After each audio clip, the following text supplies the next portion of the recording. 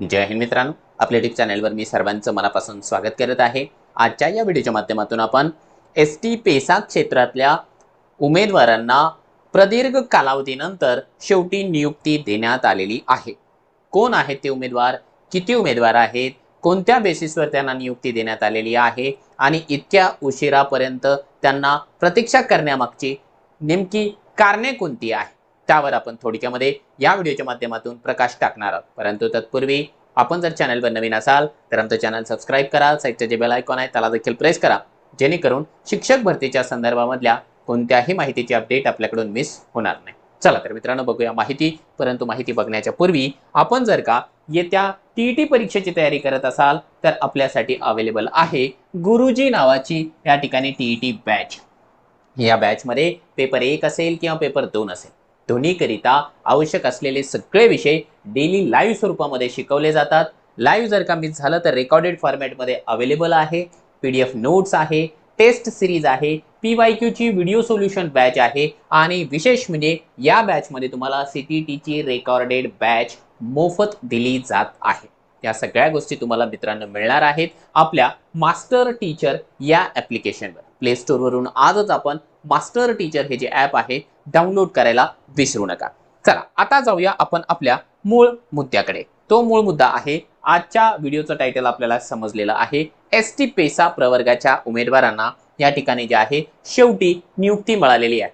आता पहिल्यांदाच क्लिअर करू इच्छितो या ठिकाणी की प्रकरण थोडंसं जुनं आहे, 1 आठवड्याभरापूर्वीचं प्रकरण आहे, परंतु वारंवार बऱ्याच उमेदवारांच्या वतीने विचारणा केली जात होती, म्हणून मी हा व्हिडिओ थोडासा उशिरा का होत नाही आज देतो आहे, म्हणजे आपल्याला लक्षात येऊन जाईल। बघा, एक शिक्षण आयुक्तालयाच्या वतीने जे आहे एक महत्त्वाचं पत्र 25 फेब्रुवारीला निर्गमित करण्यात आलं होतं आणि हे जे पत्र आहे त्या पत्राचा विषय होता मित्रांनो, सामान्य प्रशासन विभाग शासन निर्णय 11/2/26 नुसार पेसा क्षेत्रातील शिक्षक पदभरती बाबत।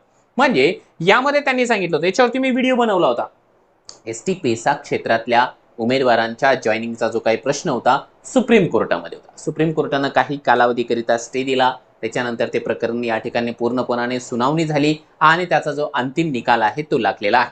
या पत्रामध्ये त्या गोष्टी त्यांनी स्पष्टपणाने सांगितलेल्या आहेत आणि जेवढे उमेदवार पात्र आहेत त्या पात्र उमेदवारांना नियुक्त्या द्या, अशा प्रकारचं हे पत्र होतं। या ठिकाणी एसपी सिंग आपले शिक्षण आयुक्त यांनी तशा प्रकारच्या सूचना दिल्या होत्या। त्या सूचनेची अंमलबजावणी मित्रांनो या ठिकाणी आपल्याला झालेली पाहायला मिळते। हे प्रकरण आहे शिक्षण विभाग प्राथमिक जिल्हा परिषद पालघर इथला, म्हणजे पालघरमध्ये नियुक्ती देण्यात आलेली आहे। ही नियुक्ती ऍक्च्युअल मध्ये जी आहे या ठिकाणी 26 तारखेला दिलेली आहे, आय थिंक। हा, हे रेफरन्सेस त्यांनी जोडलेले आहेत आणि 26 तारखेला ही जी नियुक्ती आहे दिलेली आहे। आता हे तुम्हाला जे समोर दिसत आहे ना, ते डायरेक्टली जॉईनिंग लेटर आहे। आता कोणाचं जॉईनिंग लेटर आहे, थोडक्यामध्ये जर आपण पॅसेजचं वाचन केलं लक्षात येईल आपल्याला। उपरोक्त संदर्भीय शासन निर्णय व शासन परिपत्रकान्वये शासन स्तरावरून अनुसूचित जमाती क्षेत्रातील प्रेसा मधले जे 17 संवर्ग आहे त्याची पदे मानधन तत्वावर भरण्याबाबत सूचना निर्गमित करण्यात आल्या होत्या।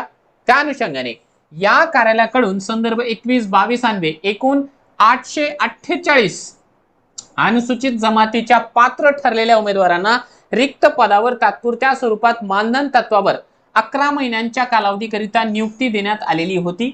परंतु सद्यस्थितीमध्ये संदर्भ क्रमांक जो 23 दिलाय वरती, त्याच्या शासन निर्णयामधील तरतुदीनुसार अनुसूचित जमाती क्षेत्रामधील पेसा मधले जे 17 संवर्गाच्या रिक्त पदांसाठी पदभरती प्रक्रिया राबवताना 5/10/24 रोजीच्या शासन निर्णयान्वये मानधन तत्वावर नियुक्ती दिलेल्या उमेदवारांच्या गुणवत्तेनुसार नियुक्तीची कारवाई प्रथम करण्यात यावी असे नमूद आहे। त्या पद्धतीने सांगितलेलं आहे की जे कॉन्ट्रॅक्ट बेसिसवरचे जे घेतलेले उमेदवार आहेत त्यांना या ठिकाणी घेण्यात यावं। आता तेही काही असेच आलेले नाहीयेत, त्यांचं सिलेक्शनच मुळात जे आहे टेट परीक्षेच्या आधारावर करण्यात आलेलं आहे।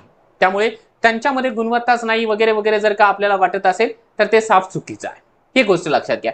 त्यानंतर बघा, या पत्रामध्ये शिक्षण आयुक्त कार्यालय यांनी दिलेल्या निर्देशाच्या अधीन राहून, म्हणजे मी आता जे पत्र दाखवलं ते त्यानुसार त्यांनी सांगितलं की आरक्षण धोरणाच्या मर्यादेत खालील तक्त्यात नमूद 1ली ते 5वीच्या गटामधील 569 उमेदवारांना 26/2/26 पासून ते 25/2/29 या 3 वर्षाच्या कालावधीकरिता शासन नियमानुसार रक्कम 16,000 जे शिक्षण सेवकांचं आहे एवढ्या एकत्रित मानधनावर शिक्षण सेवक म्हणून जे आहे नियम अटीच्या अधीन राहून या आदेशान्वये नियुक्ती देण्यात येत आहे. हे त्या सगळ्या उमेदवारांचं नियुक्तीपत्र आहे. बघा इथे थोडक्यामध्ये कोणाचं नाव मला हायलाइट करायचं नाहीये.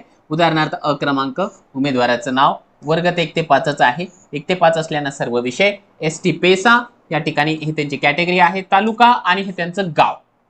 आता एसटी पेसा हे काय आहे तर आपल्याला माहिती आहे. एसटी पेसा हे अशा प्रकारचं क्षेत्र आहे की ज्या ठिकाणी एसटी प्रवर्गासाठी ज्या जागा रिझर्व असतात आणि त्याच जिल्ह्यामधले ते असायला पाहिजे, त्यांना आपण एसटी पेसा म्हणतो. बाकीच्या एसटी कॅटेगरीच्या जे काही वॅकन्सीज राहतात त्यांचं रोस्टर वेगळं आहे.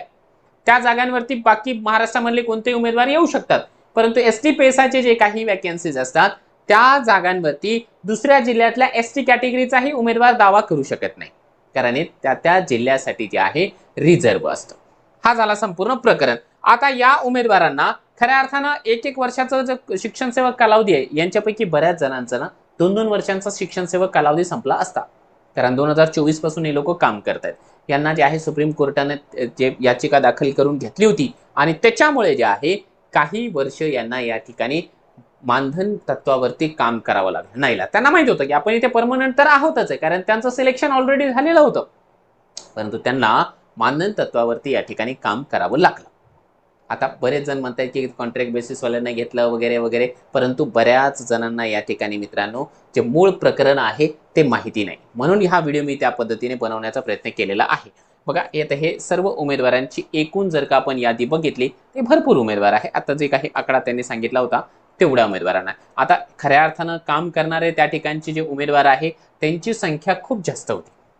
ठीक आहे, काम करणाऱ्या उमेदवारांची जी संख्या आहे ती बरीच होती, परंतु त्याच्यापैकी सर्वांनाच या ठिकाणी जे आहे जॉईनिंग करून घेतल्या गेलेलं नाही.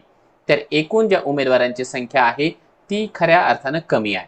848 उमेदवार त्या ठिकाणी कॉन्ट्रॅक्ट बेसिसवर काम करत होते, परंतु या 848 उमेदवारांमधून फक्त जे आहे त्यांनी या ठिकाणी कमी उमेदवार घेतलेले आहे 569, म्हणजे बरेच उमेदवार त्या ठिकाणापासून त्यांनी रिजेक्ट केलेले आहेत.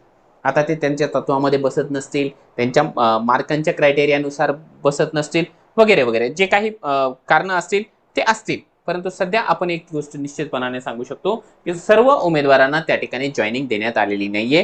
काही उमेदवारांना त्या ठिकाणापासून वगळण्यात देखील आलेलं आहे. चला, ज्यांना नियुक्ती मिळालेली आहे 569 उमेदवारांना, त्या सर्वांचं आपण आपल्या या चॅनलच्या वतीने, सर्व अभियोग्यता धारकांच्या वतीने खूप साऱ्या शुभेच्छा देऊन अभिनंदन करतो, कारण जॉईनिंगचा जो आनंद असतो तो काही वेगळाच असतो. आपल्याला या संदर्भामध्ये आणखी काही प्रश्न विचारायचे असेल तर व्हिडिओच्या खाली कमेंट बॉक्समध्ये आपण प्रश्न विचारू शकता. आणि कोणाला टीईटी जर का जॉईन करायची असेल तर या ठिकाणी मास्टर टीचर ॲप आपण डाउनलोड करू शकता.